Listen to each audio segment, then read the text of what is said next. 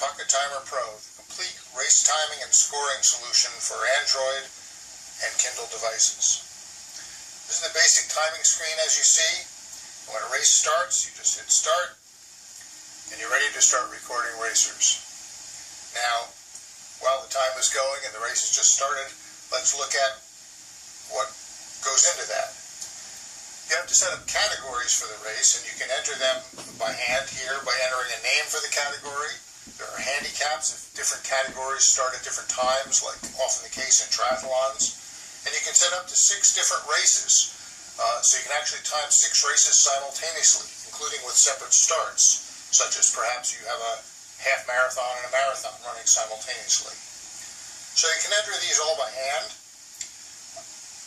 But a simpler way is if you have a text file on a computer somewhere, you can actually just download those from a website or from your computer and enter them all in. The same is true with the entrants for the race.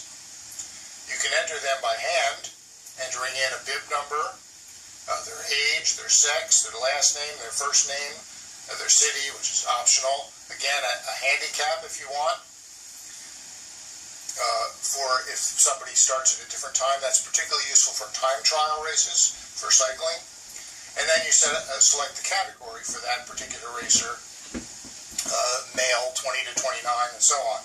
Again, we're not going to do that here, but simply import those as one would often do, because you actually have a spreadsheet or database on your desktop where you were entering people as they registered for the race, and then you can just import them directly from your website or from a computer.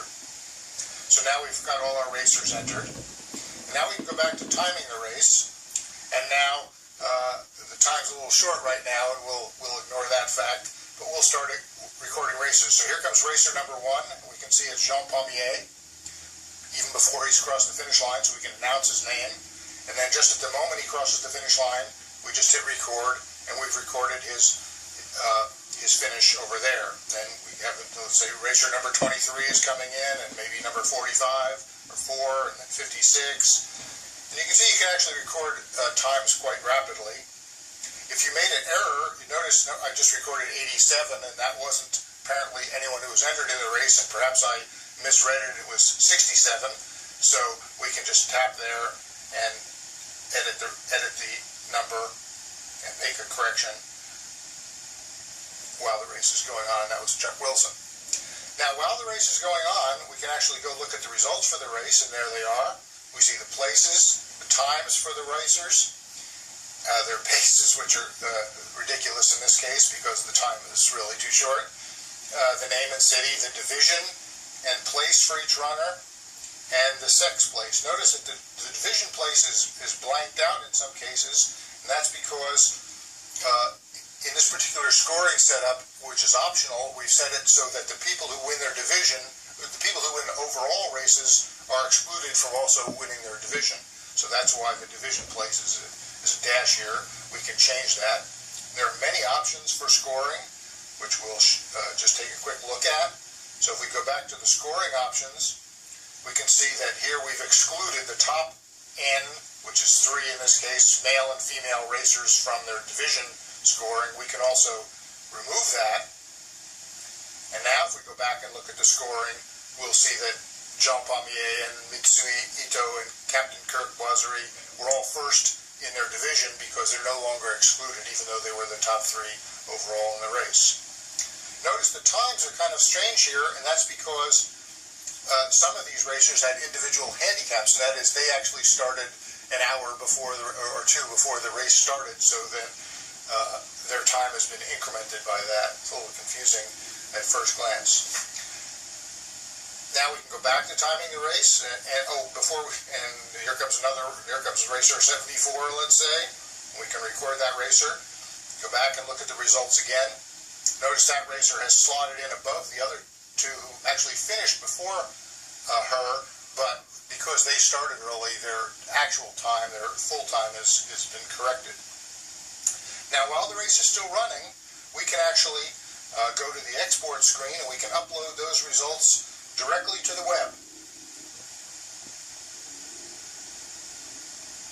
And there they go. So now the website actually has the complete results even while the race is in progress. We can go back to timing the race. Even if the upload took a long time, we can go back to timing the race.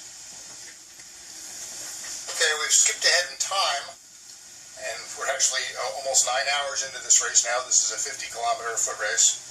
And here comes the last racer, number 71. There's this fellow. And we record that time. There he is. And we can go look at the results. There they are.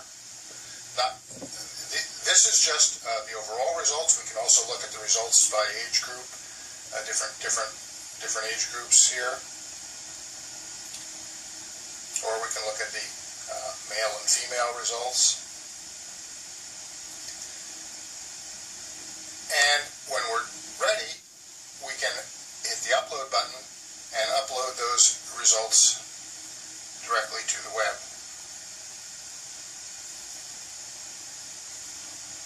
There they go. And if we switch over now to a browser, we can see that, let's hit refresh just to show that we just uploaded those results. And there's the results. Not just, there's the overall results showing the place, the time, the pace, the bib number, which is important because in case there's mistakes, that can help you correct mistakes. The name and city, the age, the division in place, and the sex place. Then each division, the male results, female results, male masters, because that's an optional. You can score the masters as well, female masters, and then the different age groups, male 20 to 29, male 30 to 39, female, and so on and so forth. So all the results posted directly to the web from the race site while the race is in progress, or in this particular example, just as the race finished, the last racer. Now there's one more variation I'd like to show in this brief demonstration, and that is the case of races which include laps or intermediate aid stations, which are not necessarily the same distance apart, but we'll call them laps in this case. So now I've imported a longer set of times. You can see there's actually 207 times have been recorded. It's the same racers here, but each one has passed through 3 intermediate aid stations and then finally the finish line, all of which have been recorded and combined here into this timing chart. So now we can go over to the scoring options in the settings, and we'll see we have been scoring using the longest time, but one option is the nth time, that is n laps. Another option, by the way, for races in which you don't have to finish all the laps. Sometimes if the winner finishes 50 laps, but you can also be second or third if you only finish 49 or 48 laps, you can accommodate that as well, but that's not in this particular case. And we have 4 required laps in this example. So now we're done. And now if we go over to the results are there. We forgot to do one thing, however, and that is we also, in the scoring, want to include the laps in the results. We want to show them in the printout, and we also want to show the laps as differences. That is, each lap has its own time rather than the cumulative time. Either one of those is an option. So now here's the results, and here's our finishers, and we can see all 4 laps as each one of them finished the race. So that's a brief introduction to Pocket Timer Pro. You can read the full details about all the features of the software on our website.